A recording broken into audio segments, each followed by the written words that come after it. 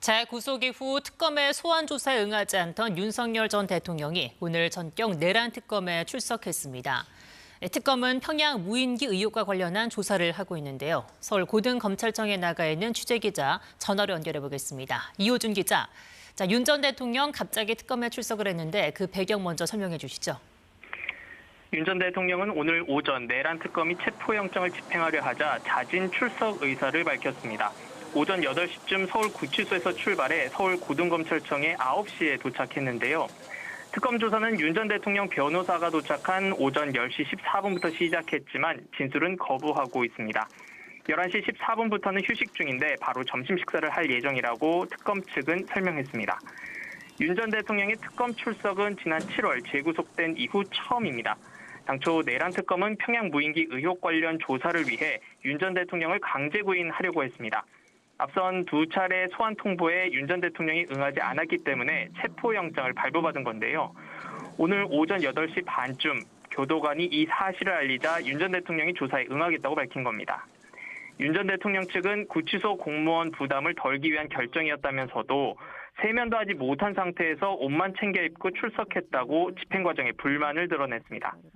내란 특검은 조태용 전 국정원장도 오전 9시부터 피의자 신분으로 조사를 하고 있습니다.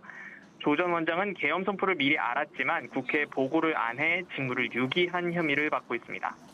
비상계엄 이후 검사 파견 등을 지시한 혐의를 받는 박성재 전 법무부 장관에 대해선 오늘 새벽 법원이 구속영장을 기각했는데요.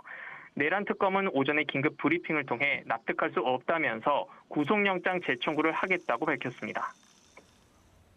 네, 그리고 대법원에선 현장 국정감사가 진행되고 있죠. 네, 그렇습니다. 국회 법사위의 대법원 국정감사는 오전 10시쯤 시작했습니다. 국회에서 진행한 이틀 전 1차 국정감사와 달리 이번 2차 국정감사는 대법원에서 진행이 되고 있는데요.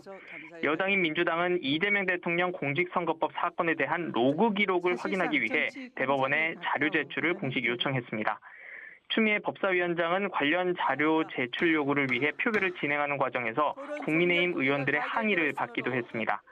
민주당 서영교 의원은 이 대통령 사건을 유죄 취지로 파기환송 결정을 하는 과정에서 7만 쪽 자료를 대법관들이 제대로 봤는지 검토해야 한다고 말했습니다.